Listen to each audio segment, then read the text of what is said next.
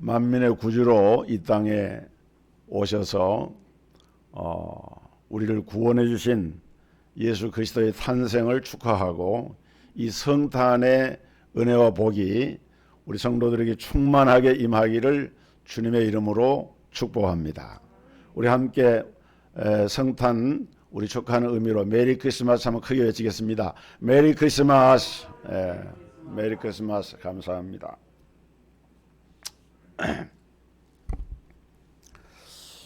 성경은 구약과 신약으로 구성되어 있는데 옛 언약, 새 언약이라는 뜻이죠.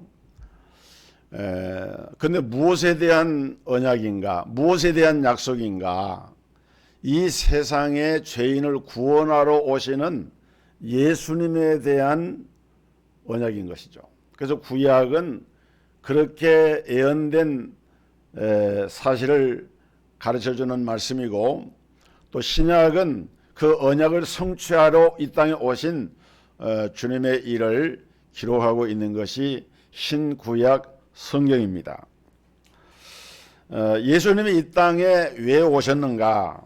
오늘 성탄절을 맞으면서 이 문제를 한번 우리가 좀 깊이 생각하면서 은혜를 받고자 합니다. 예수님께서 이 세상에 오신 것을 바울 사도는 이렇게 표현했습니다. 세세의 찬양을 받으실 분이다.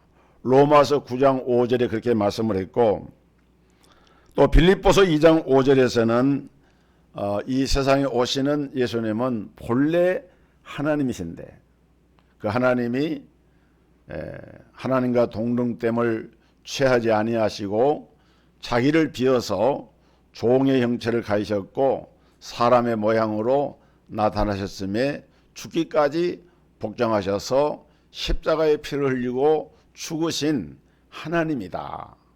이렇게 설명을 하고 있습니다. 또 사도 요한은 요한 1서 5장 20절에서 그는 참 하나님이시요 영생이시라라고 소개를 하십니다.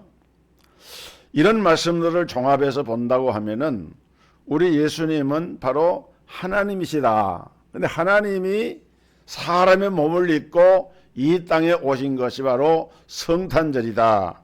이렇게 말하고 있는 거예요. 그러면 어떻게 하나님이 이렇게 사람의 몸을 입고 이 세상에 오셔야만 했는가?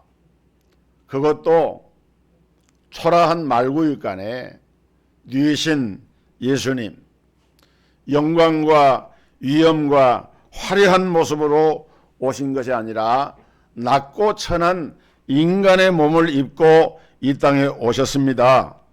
온갖 조롱과 수치와 모욕과 고난을 다 받으시고 결국은 십자가에 달려 죽음을 당하시는 그 일을 위해서 왜 예수님은 굳이 이 땅에 오셔야만 했는가 하는 거예요.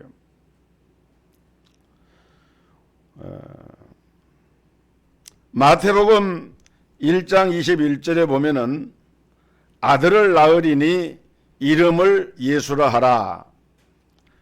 이는 그가 자기 백성을 저희 죄에서 구원할 자이심이라. 이렇게 말씀을 했습니다. 그러니까 예수님은 구원자로 오셨다는 말씀이죠. 그래서 예수님을 우리가 다르게 또 부르는 칭호가 구주 예수. 구주라고 하는 말은 구원의 주님 그 말 아닙니까? 구주 예수, 구세주 예수. 예수님은 구원자로 오셨는데 이것을 예수님이 탄생하셨을 때 이렇게 예수님을 그 예수라고 이름 자체가 구주, 구세주라고 하는 이름으로 오셨고, 또 예수님은 이 땅에서 공생의 사역을 하시면서 당신이 이 땅에 오신 목적을 설명했는데 이것이 바로 요한복음 10장 10절 오늘 본문에 기록된 말씀입니다. 내가 온 것은, 예수님이 직접 자기가 이 땅에 오신 이유를 그렇게 설명하신 거예요. 내가 온 것은 뭐라고 말씀합니까? 양으로 생명을 얻게 하고 더 풍성히 얻게 하려는 것이라. 양으로 생명을 얻게 한다. 그 말은 무슨 말입니까? 그 양은 물론 이 세상에 예수님이 우리의 목자가 되시고 너희는 그의 어린 양이라 이렇게 말씀한 데서 볼 수 있듯이 하나님의 구원의 백성을 가리키는 것이죠. 그런데 그 양이 생명을 얻는다고 하는 말은 무슨 말입니까? 이미 생명을 잃어버렸다는 거예요. 죽었다는 것입니다. 그 죽어버린 생명을 다시 살려내려고, 이게 구원이거든요. 그 죽어버린 생명을 다시 살려내려고 예수님이 오셨다. 살려내서 그냥 사람만 있어서 숨만 쉬는 것이 아니라 어떻게 해요? 그 생명을 풍성한 삶을 누리게 하려고 오셨다. 그래서 예수를 믿고 영접하게 되면은 죽음에서 생명으로 옮겨지는 역사가 나타나고 그 삶의 변화가 일어나는데 그 전에는 알지 못했던, 누리지 못했던 그런 풍성한 삶의 그 모든 것을 누릴 수 있는 이런 은혜가 나타나게 되는데, 이것을 위해서 예수님이 이 땅에 오셨다라고 말씀하고 있는 것입니다. 그런데 우리가 알아야 할 것은 왜 그러면 사람이 죽었는가? 왜 생명을 잃었는가? 그것은 다른 것이 아니라 우리의 죄 때문에 사람은 생명을 잃게 된 것입니다. 아들을 낳으리니 그 이름을 예수라 하라. 이는 그가 저희 죄에서 그 백성들을 구원하시는 분이기 때문이다 라고 말씀한 데서 볼 수 있는 것처럼 이 죄의 문제가 사람의 이와 같은 고통과 모든 죄에 붙잡힌 노예로 살아가는 그와 같은 원인을 제공하게 된 것입니다. 인간이 고통을 당하고 재난을 당하고 또 고생하고 수고하고 땀 흘리고 회사나는 수고를 하고 남편의 다스림을 받고 고독하고 외롭고 생로병사, 그리고 종국에는 죽음과 함께 멸망의 길로 나아가야 하는 그런 모든 그 일의 원인은 다른 데 있는 것이 아니라 바로 죄에 있다. 죄에 있다. 오늘 이 세상의 모든 사람들은 이처럼 저마다 죄에 붙잡혀서 죄의 노예로 살아갑니다. 이 죄가 얼마나 심각한지 하나님의 아들이 직접 사람이 되어서 이 땅에 오셔야만 하리만큼 이 죄의 문제가 심각한 것이에요. 여러분, 죄라고 하면은 여러분은 뭐가 생각이 나십니까? 죄라고 하는 말을 한자로 이렇게 쓴 걸 보면은 넉사자 밑에 아니비자를 썼어요. 네 개의 아닌 것, 이렇게 표현한 말이죠. 근데 여기는 뜻이 있다고 봅니다.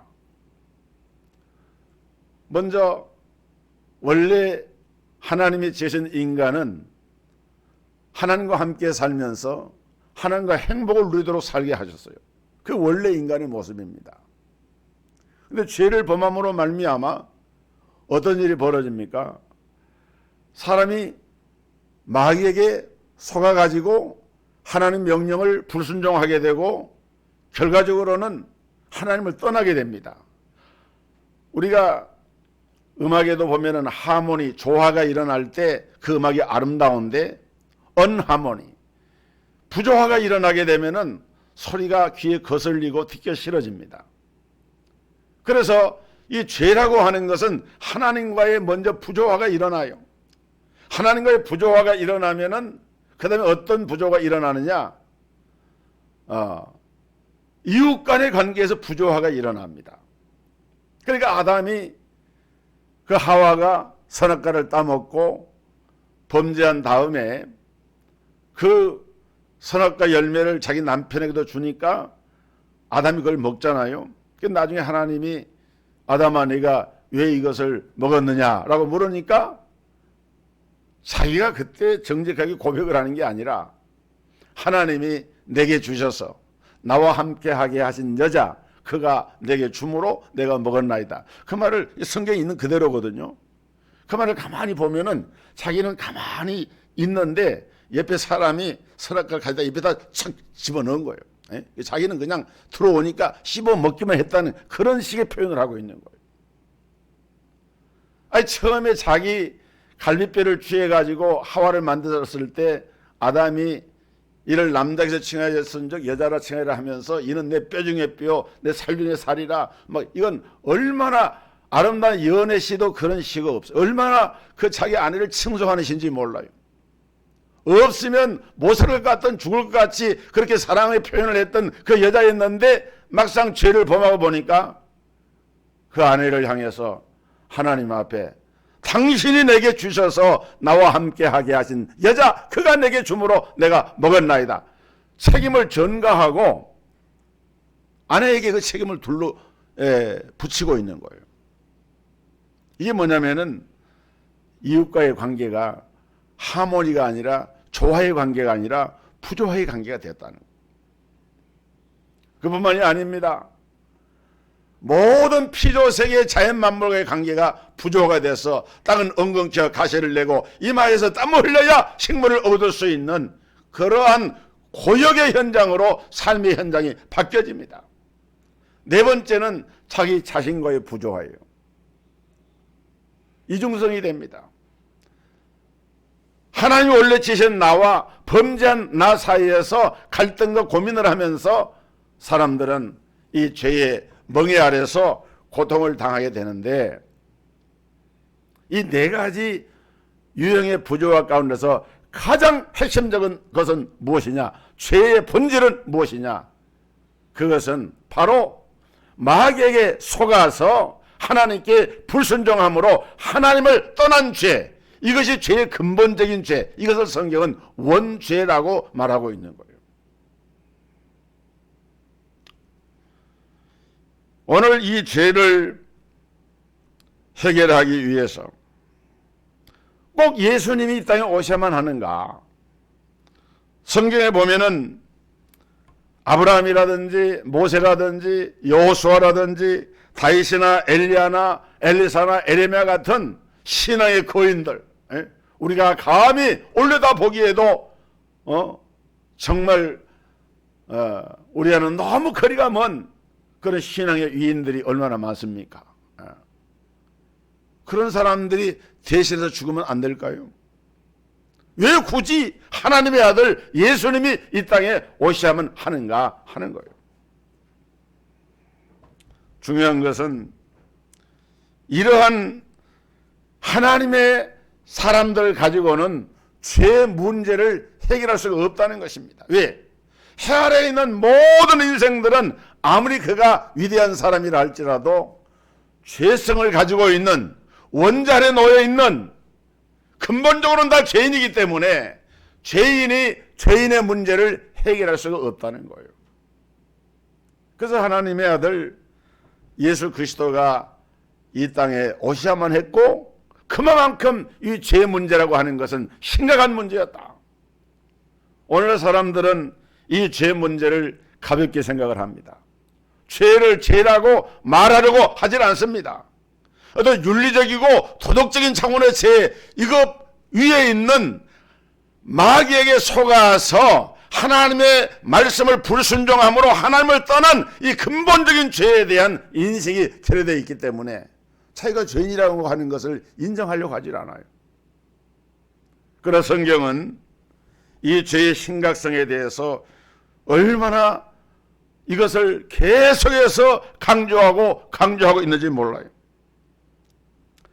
여러분, 죄는 어떤 결과를 가져옵니까? 죄는 첫째로 하나님이 우리에게 주시는 모든 좋은 것을 막고 도적질해 갑니다. 도적질해 가요. 오늘 예수님이 이 말씀 하시면서 10절에 도적이 오는 것은 도적질하고 죽이고 멸망시키는 것뿐이라고 그랬잖아요. 이건 마귀를 말하는 것인데 마귀는 이처럼 죄를 범하게 해서 하나님 명령을 불순종하게 해가지고 하나님은 우리에게 주시고자 원하시는 모든 좋은 것들을 오지 못하도록 가로막고 도적질하는 그런 일을 행하게 됩니다. 그래서 죄를 범한 결과로 우리 신분의 변화가 일어나는데, 원래 지은 사람의 모습은 어떤 모습입니까? 하나님의 형상도 지음받은 거예요. 여러분, 하나님의 형상이라고 하는 그 말은 이건 엄청난 피조물 가운데 어떤 데는 피조물로서, 존귀한 피조물로서 다른 어떤 피조물도 받아보지 못한 특별한 하나님의 은혜를 입은 것을 말하는 거예요. 그런데 하나님의 형상을 가지고 하나님의 자녀의 신분을 가지고 행복하게 하나님과 함께 살 수 있는 그런 인간 존재가 죄를 범함으로 말미암아 신분의 변화가 일어납니다. 하나님의 자녀에서 마귀의 자녀로 신분이 격화됩니다. 하나님의 형상을 가진 존재가 하나님의 형상을 잃어버리고 마귀의 형상과 그 죄 아래 노예 생활을 하는 존재로 전락을 해버리고 맙니다. 얼마나 무서운지 몰라요. 여러분, 에덴 동산을 한번 성경에 기록된 그 말씀을 통해서 생각해 보세요. 달마다 새로운 과실을 맺고 거기에 아름다운 강물이 흘러가고, 그리고 모든 피조물들이 다 행복하게 즐겁게 살 수 있는 그런 그야말로 파라다이스, 그야말로 낙원 아닙니까? 예? 그런 곳에서 하나님께서 살도록 만드시면서 하나님이 또 그걸 지으시면 뭐라 그래요? 하나님의 보시기에 좋았더라.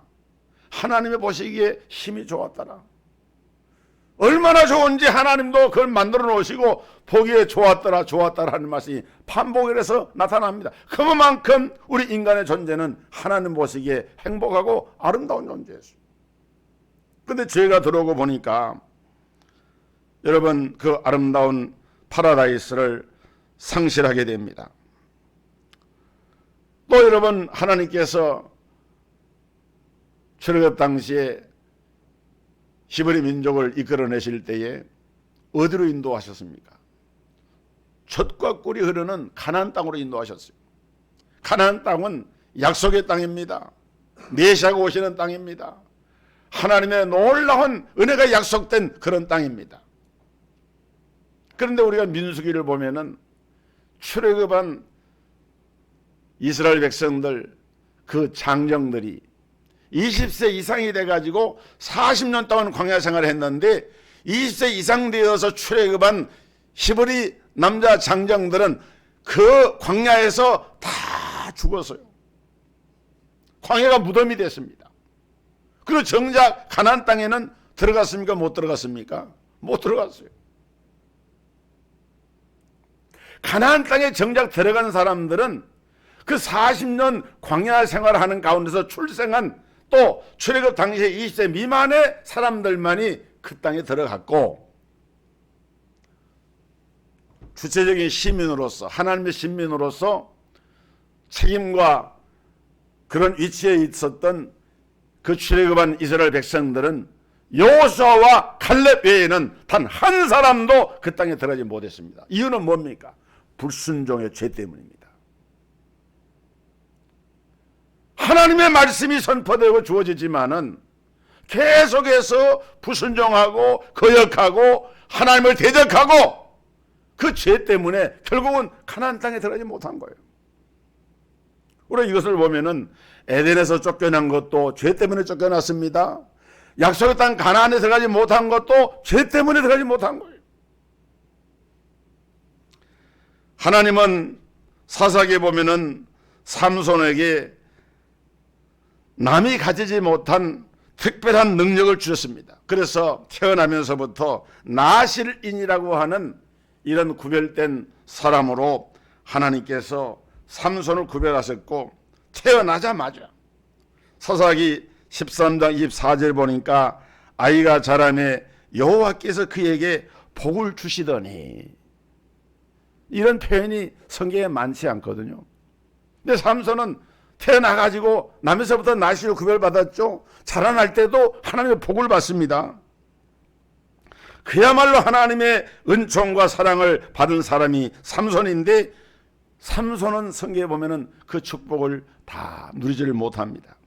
도리어 아주 비참한 죽음을 맞이합니다. 그 이유가 무엇이냐? 죄를 범했기 때문에 그래요. 죄가 얼마나 심각한지, 하나님께로부터 우리가 받을 수 있는 모든 아름답고 좋은 것들을 가로막고 파괴하고 방해하는 그 모든 일을 행하는 것이 바로 죄라고 하는 것이 작용할 때, 작동할 때 엄청난 이런 결과를 가져오게 됩니다. 모든 인류가 저주 아래 놓이게 된 이유도 다른 것이 아니라 바로 이 하나님께 대한 불순종의 죄 때문인 것입니다. 여러분, 이 죄로 인한 고통이 얼마나 무섭습니까? 사람들은 죄로 말미암아 다가오는 고통의 세계를 잘 인식을 못해요. 그냥 하나의 역사의 우연이나 어떻게 하다 보니까 그렇게 된 거지라고 막연하게 생각을 하지, 이 죄 문제를 근본적으로 해결해야 되고 죄 문제가 해답을 받아야 된다는 사실을 인지를 잘 못하는 것 같아요. 여러분, 구소련 시대에 1986년 4월에 이 러시아 지역의 우크라이나 체르노빌이라고 하는 곳에서 원자력 발전소 원자로에서 불이 났습니다. 화재가 일어났어요. 그 화재 사건으로 그 당시 체르노빌 원자력 발전소 근방에 2600 평방킬로미터의 이 지역, 우리 서울 전체 지역이 한 5배 정도 된다 그래요. 이 지역이 오염이 되고 그 화재로 수백 명이 죽었습니다. 그리고 그 방사능이 오염이 돼가지고 그 지역 주변에 있는 러시아 사람들 330만 명이 그 방사능 노출로 피해를 봐요. 그래서 지금 그로부터 약 30여 년 세월이 흘렀는데 해마다 그 지역에서 파르노빌 이 원전에 의해서 오염된 그 땅에서 나온 것을 먹고 자라고 공기를 이렇게 마시고 하는 그런 사람들이 각종 암으로 이렇게 고생을 하고 또 이렇게 불구자라든지 갑상선 질환이라든지 또 저혈압, 천식 또는 기침과 감기 이런 것을 몸에 달고 살면서 그때 그 일어났던 그 사고의 영향이 지금까지도 미치고 있어요. 그래서 원전 사고가 한번 나면은 인류적인 재앙이라 그래요. 우리 대한민국 정부가 전력 문제가 심각한데도 불구하고 이 원전을 가능한 한 이렇게 더 이상 세우지 않고 있는 원전도 계속 정리해 나가겠다 하는 방향으로 나가는 이유도 사실은 그런 데 있는 것이죠. 뭐 정부 정책을 제가 뭐 옳다 그러다 그 얘기를 하려고 하는 것이 아니고 원인은 사실 거기에 있는 거예요. 그래서 이 사건 이후에 체르노빌 지역은 완전히 죽은 도시가 되었습니다. 일본에서도 그 해일 때문에 방사능 노출이 돼가지고 그 영향이 지금도 계속되고 있고, 지금 올림픽을 여느냐 마냐 하는 문제도 그런 문제가 전부 연계되어 있잖아요. 이렇게 하나의 지역에 원자력 발전소가 파괴되면서 그 나타난 그 결과도 이게 무섭고 그리고 지속적으로 그 사람들에게 영향을 미쳐요.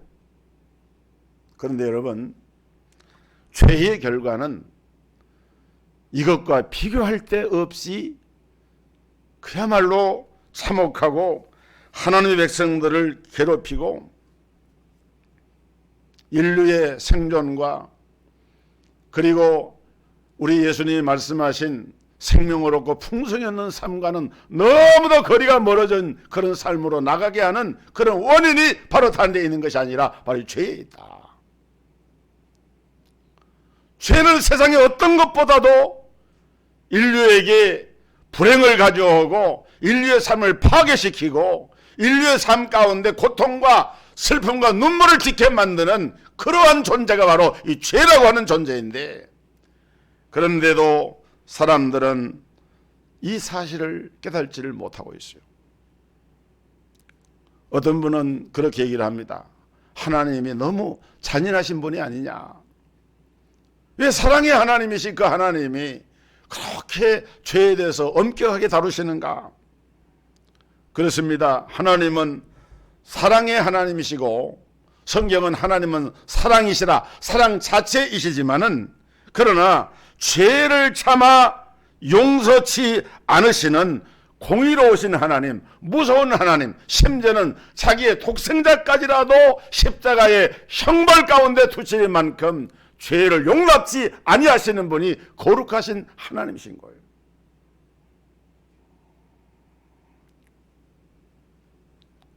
선악을 알게 하는 나무의 실과는 먹지 말라. 네가 먹는 날에는 정령 죽으리라. 이렇게 하나님께서 경고의 말씀을 하셨음에도 불구하고 정령 죽으리라 말씀했음에도 불구하고 그 말씀을 거역하고 마귀에게 속아서 불순종한 결과로 우리 인간의 시조인 아담과 하와는 그야말로 저주를 받는 하나님의 그 모든 풍성한 삶으로부터 격리되고 저주 아래 놓이고 죄악 가운데서 죽음 가운데로 돌아가는 그런 존재로 전락하고 만 것입니다. 이 죄는 보면은 어른이나 어린아이나 지식인이나 무식인이나 가진 자나 가지지 못한 자나 이 코로나19가 이렇게 전염성이 강하고 사망률이 높아서 우리가 얼마나 힘듭니까? 그런데 죄는 이 코로나 바이러스보다도 더 전염성이 높아요. 더 그 죽음으로 몰고 가는 그 참혹성이 더 강한 것이 죄라고 하는 실상입니다. 얼마나 무서운지 점점 얽히고 설키고 죄가 들어오면은 우리 영혼을 병들게 하고 영적 무기력에 빠지게 하고 이 죄의 오염과 이 죄의 영향으로 말미암아 가정이 쪼개지고 이웃과의 관계가 깨어지고 국가가 기울기 시작을 하고 한 민족이 도탄에 빠지기도 하고 이 모든 것을 가져오는 원인은 바로 이 죄에 있다. 하나님 떠난 죄, 마귀에게 속아서 하나님 명령을 거역하고 불순종해서 하나님을 떠난 이 죄가 다른 많은 죄를 또다시 양산하고 그 원죄에 의해서 파생되는 자범죄들은 결국 그 원죄의 뿌리로부터 발생하는 거예요. 그 다음에 세 번째로 죄는 사람을 영원한 지옥으로 끌고 갑니다. 로마서 6장 23절에 죄의 삭은 사망이요. 죄의 삭은 사망이다. 한 번 죽는 것은 하나님께서 정하신 것이고 그 후에는 반드시 심판이 있으리라고 히브리 9장 27절에 말씀을 합니다. 그래서 사람이 그 마귀에게 속아서 하나님의 명령을 불순종하고 거역하다가 하나님을 떠나서 마귀의 자녀가 되면 일평생 동안 불행을 겪게 돼요. 여러 가지 일들로 불행한 삶을 살게 됩니다. 결국에는 죽어서 어디로 갑니까? 지옥으로 들어가는 거예요. 지옥으로. 어떤 분은 그래요. 하나님의 창세 이후로 예수 안 믿고 죽은 사람들이 엄청나게 많은데 하나님이 만들어 놓으신 지옥이 얼마나 큰지는 모르지만은 지옥도 정오이 꽉 차가지고 더 들어갈 데가 없을 것 아닙니까? 그러니까 지옥 같은 거 이제 더 이상 들어가지 않을 거예요. 과연 그럴까요? 그렇지 않습니다. 내 아버지 집에 거할 곳이 많다고 말씀하신 주님 말씀대로 지옥에도 아직도 빈 공간이 가득 있어요. 성경에 뭐라고 말씀합니까? 로마서 1장 19절에 지옥에 들어갈 자들에 대해서 하나님 미워하신 자요, 능욕하는 자요, 교만한 자요, 아이가 가득한 자요, 수군수군하는 자요, 비방하는 자요, 하나님의 미워하시는 자요, 능욕하는 자요, 교만한 자요, 자랑하는 자요, 악을 도모하는 자요, 부모를 거역하는 자요, 우매한 자요, 배약하는 자요, 무정한 자요, 무자비한 자라.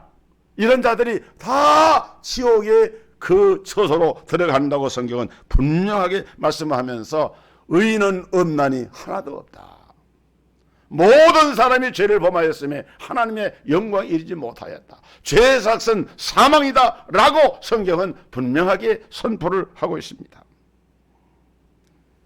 여러분, 아무리 우리 인간이 하나님의 형상대로 지음받은 만물의 영장이라고 하지만은 원래 인간의 모습을 잃어버린 우리 인간이라고 하는 것은 그 본래 인간의 모습을 형상을 회복하기 전까지는 금수봐도 못한 그런 사람들이 많습니다. 금수는 자기 부모를 거역하거나 죽이질 않아요. 그런데 세상에 보면은 자식이 부모를 향해서 칼을 들이대고 그런 일들이 얼마나 많이 일어납니까? 이게 뭐냐면 하나님 형상을 잃어버리고 하나님을 떠난 인간의 현주소예요. 그래서 예수가 없는 인생들은 마치 어떤 인생과 같으냐. 지금 카파른 내리막길에 버스가 내려가고 있는데 브레이크가 고장이 나버렸어요. 어떻게 되겠습니까? 브레이크를 작동을 해가지고 차를 제어를 시켜야 되는데 브레이크가 고장이 나서 차가 내리막길을 달려가는 거기에 탄 사람들처럼 죄 문제를 해결하지 못하고 살아가는 인생들의 그 장래와 그 미래는 마치 이와 같은 형국이라고 말할 수가 있어요. 얼마나 안타깝고 불행하고 내일을 기약할 수가 없는, 잠시 잠깐 후에 이를 기약할 수가 없는 그런 불행한 상태에 처해 있는 것이 바로 인생의 모습이다. 그래서 예수님께서 수고하고 무거운 짐진 자들아 다 내게로 오라. 내가 너희를 쉬게 하리라. 예수님은 이 땅에 구원자로 오셨기 때문에 아들을 낳으리니 이름을 예수라 하라. 이는 그가 자기 백성을 저희 죄에서 구원할 자이십니다. 예수님은 구세주로 오셨는데 어디에서 구원한다는 겁니까? 죄에서 구원한다. 죄에서. 여러분, 죄 문제는 하나님을 떠나서 마귀에게 종로를 하면서 하나님 명령을 거역한 이 죄로 말미암은 이 문제는 다른 방법으로는 해결할 길이 없습니다. 오직 우리의 참 그리스도, 참된 왕이요 참된 선지자요 참된 제사장이신 예수 그리스도로만이 마귀를 박살내버리고 우리에게 참된 용서를 해주시고 하나님 만나는 길을 열어주신 예수님만이 그 길을 열어주시고 그 문제를 해결할 수 있기 때문에 사도행전 4장 12절에 보면은 하나님께서 예수라고 하는 이름 외에는 우리에게 구원 얻을 만한 다른 이름을 주신 일이 없다. 서가모니나 공자나 마호멧이나 그런 이름을 믿고 의지해서 우리가 구원받을 수가 없어요. 오직 예수로만 구원을 받게 된 줄로 믿습니다. 예수님만. 그 예수님이 탄생하신 날이 성탄절이에요. 예수님께서 이 땅에 오신 것입니다. 죄의 문제를 해결하시고 오신 거예요. 하나님이신 그분이 사람의 몸을 입고 이 땅에 오신 것은 우리의 죄를 해결하기 위해서 오신 거예요. 그리스도께서 약한 세대에서 우리를 건지시려고 우리 죄를 위하여 자기의 몸을 들이셨으니 이것이 예수님이 이 땅에 오신 목적이에요.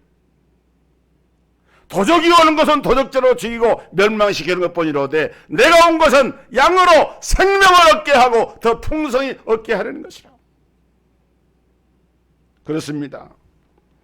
우리 예수님은 바로 이 죄 문제를 해결하시고 죄로부터 우리를 구원하기 위해서 이 땅에 오신 유일하신 주님이기 때문에 그래서 세례 요한은 요한복음 1장 19절에 보라 세상 죄를 지고 가는 하나님의 어린 양을 보라. 그 예수님이 이 땅에 오신 거예요. 사도 바울은 디모데전서 1장 15절에 그리스도 예수께서 죄인을 구원하시려고 세상에 임하셨다 하였도다. 바로 예수님은 이 땅에 이런 죄인을 구원하기 위해서 오셨고 저와 여러분들을 구원해 주신 거예요. 믿으시기를 주의 이름으로 축복합니다. 하나님의 은혜가 아니고서는 이 은혜를 입을 수가 없는데, 오늘 이 사실을 마음에 깊이 새기면서 감사한 마음으로 성탄을 지내시고, 이제 이 구원받은 하나님의 백성들은 그럼 내가 구원받았으니까 이 땅에서 우리는 복음을 전하고, 또 보면은 죄인이라고 하는 그 말 속에는 우리 인간의 모든 문제가 그 안에 다 담겨 있는 거예요. 그 안에가. 사실은 주님은 가난한 자, 병든 자, 소외된 자, 낙심한 자, 고독과 외로운 자, 주님은 그런 사람들이 찾아오셨거든요. 그래서 우리가 그 일을 감당해야 되는 것입니다. 교회가 이 삶을 감당을 해야 돼요.